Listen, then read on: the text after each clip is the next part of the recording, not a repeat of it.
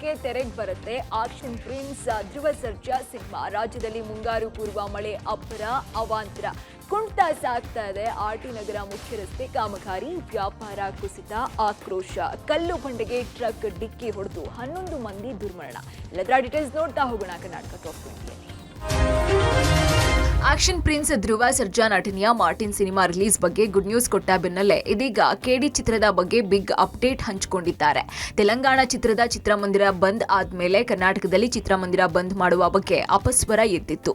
ಯಾವುದೇ ಕಾರಣಕ್ಕೂ ಥಿಯೇಟರ್ ಬಂದ್ ಮಾಡಲ್ಲ ಅಂತ ಅಧಿಕೃತ ಘೋಷಣೆ ಮಾಡಲಾಯಿತು. ಸ್ಟಾರ್ ನಟರ ಸಿನಿಮಾಗಳು ತಡ ಆಗ್ತಾ ಇದೆ ಅಂತ ಅಸಮಾಧಾನವನ್ನ ವ್ಯಕ್ತಪಡಿಸಿದ್ರು. ಈ ಬೆನ್ನಲ್ಲೇ ಧ್ರುವ ನಟನೆಯ 2 ಬಿಗ್ ಬಜೆಟ್ ಸಿನಿಮಾಗಳ ರಿಲೀಸ್ ಡೇಟ್ ಅನೌನ್ಸ್ ಮಾಡುವ ಮೂಲಕ ಅಭಿಮಾನಿಗಳಿಗೆ ಗುಡ್ ನ್ಯೂಸ್ ಕೊಟ್ಟಿದ್ದಾರೆ. ಇವತ್ತು ಸುದ್ದಿಗೋಷ್ಠಿ ನಡೆಸಿದಂತಹ ಜೋಗಿ ಪ್ರೇಮ್ ನಿರ್ದೇಶನದ ಕೆಡಿ ಟೀಮ್ ಇದೇ ಡಿಸೆಂಬರ್ನಲ್ಲಿ ಬಹುಭಾಷೆಗಳಲ್ಲಿ ಚಿತ್ರ ರಿಲೀಸ್ ಆಗುವ ಬಗ್ಗೆ ಹೇಳಿಕೊಂಡಿದೆ.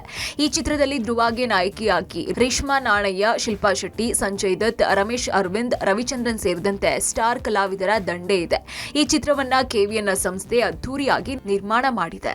ಕೆಡಿ ಡಿಸೆಂಬರ್ ಅಲ್ಲಿ ರಿಲೀಸ್ ಆಗ್ತಾ ಇದೆ ಅಂತ ಈಗ ತಾನೇ ಅನೌನ್ಸ್ ಮಾಡಿದ್ವಿ. ಮಾರ್ಟಿನ್ ಬಂದು ನೀವು ಕೇಳಿದಂಗೆ ಅಕ್ಟೋಬರ್ 11ನೇ ತಾರೀಕು ರಿಲೀಸ್ ಆಗ್ತಾ ಇದೆ. 2 ಸಿನಿಮಾಗೂ 2.5 ತಿಂಗಳು ಗ್ಯಾಪ್ ಇರುತ್ತೆ.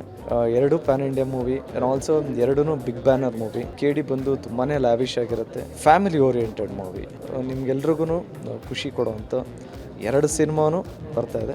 ನನಗೆ ಫಸ್ಟ್ ಟೈಮು ತುಂಬ ಫ್ಯಾಷನೇಟ್ ಆಗಿ ದರ್ಶನ್ ಅವ್ರು ಹಿಡಿದ್ರು, ಅದಾದಮೇಲೆ ಜೋಗಿ ಶಿವಣ್ಣ ಹಿಡಿದ್ರು, ಅದಾದಮೇಲೆ ಈಗ ಧ್ರುವ ಅವ್ರು ಹಿಡಿದಿದ್ದಾರೆ. ಒಂಥರ ಖುಷಿ ಆಗುತ್ತೆ ನನಗೆ. ಓಕೆ, ಒಂದೊಂದು ಸ್ಟೈಲು ದರ್ಶನ್ ಅವರು ಮಚ್ಚಿಡಿಯೋ ಸ್ಟೈಲ್ ಇಸ್ ಡಿಫ್ರೆಂಟ್, ಅಣ್ಣ ಶಿವಣ್ಣ ಮಚ್ಚಿಡಿಯೋ ಸ್ಟೈಲ್ ಇಸ್ ಡಿಫ್ರೆಂಟ್, ಧ್ರುವ ಅವ್ರು ಮಚ್ಚಿಡಿಯೋ ಸ್ಟೈಲ್ ಇಸ್ ಡಿಫ್ರೆಂಟ್.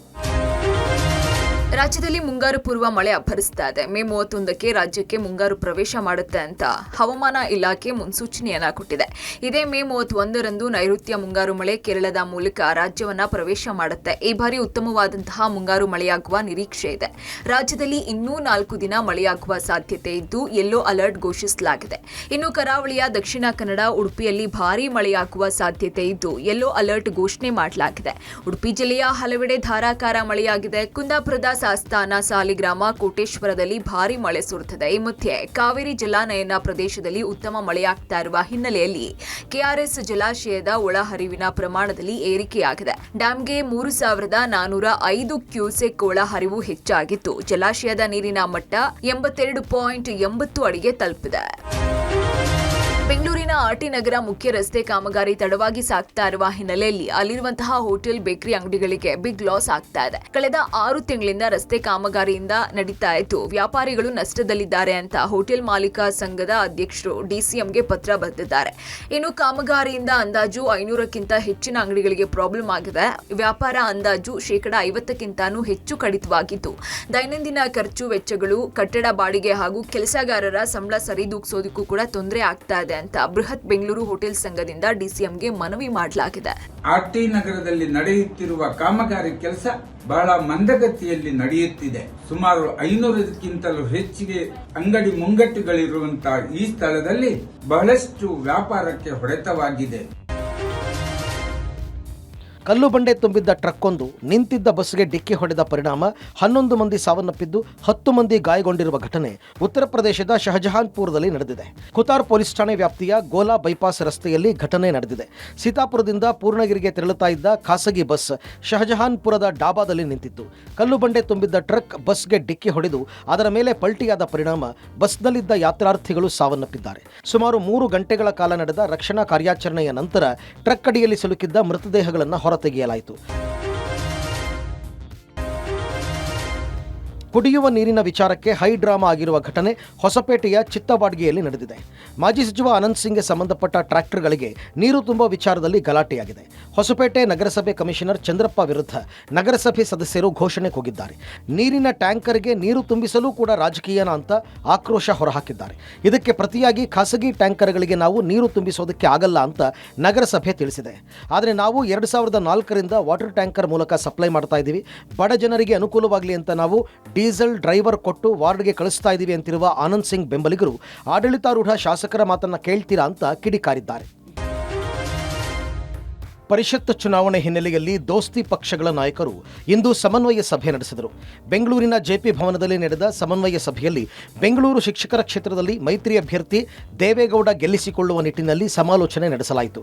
ಪರಿಷತ್ ಚುನಾವಣೆಯಲ್ಲಿ ಹೊಂದಾಣಿಕೆ, ಮೈತ್ರಿ ಸಹಕಾರದ ಬಗ್ಗೆ ಚರ್ಚೆಯಾಗಿದೆ.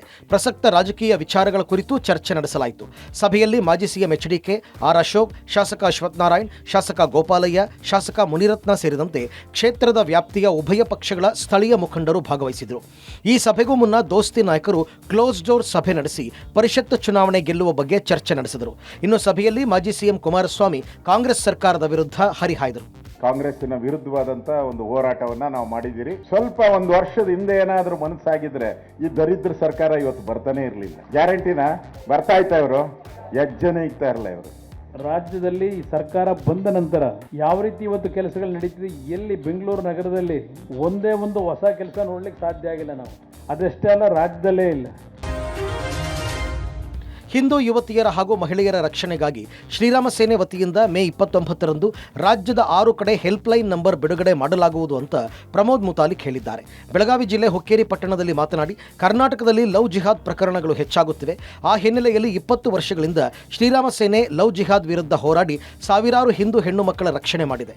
ಹುಬ್ಬಳ್ಳಿ ನೇಹಾ ಹಾಗೂ ಅಂಜಲಿ ಕೊಲೆ ಹಿನ್ನೆಲೆಯಲ್ಲಿ ರಾಜ್ಯದಲ್ಲಿ ಹಿಂದೂ ಯುವತಿಯರ ಕೊಲೆ, ಕಿಡ್ನ್ಯಾಪ್ ಹಾಗೂ ಅತ್ಯಾಚಾರ ಆಗ್ತಾ ಇದೆ. ಆದ್ದರಿಂದ ಹುಬ್ಬಳ್ಳಿ ಕೇಂದ್ರಿತವಾಗಿ ಸಹಾಯವಾಣಿ ನಂಬರ್ ಬಿಡುಗಡೆ ಮಾಡುತ್ತಿದ್ದೇವೆ ಎಂದರು. ಲವ್ ಜಿಹಾದ್ ಪ್ರಕರಣಗಳು ವಿಪರೀತ ಆಗ್ತಾ ಇದೆ. ಹಿಂದೂ ಹೆಣ್ಣು ಮಕ್ಕಳ ಮೇಲೆ ಅತ್ಯಾಚಾರ, ಕೊಲೆಗಳು, ಇವತ್ತು ಕಿಡ್ನ್ಯಾಪ್ಗಳು, ಈ ರೀತಿ ಸಾಕಷ್ಟು ಪ್ರಕರಣಗಳು ನಡೀತಾ ಇದ್ದಾವೆ.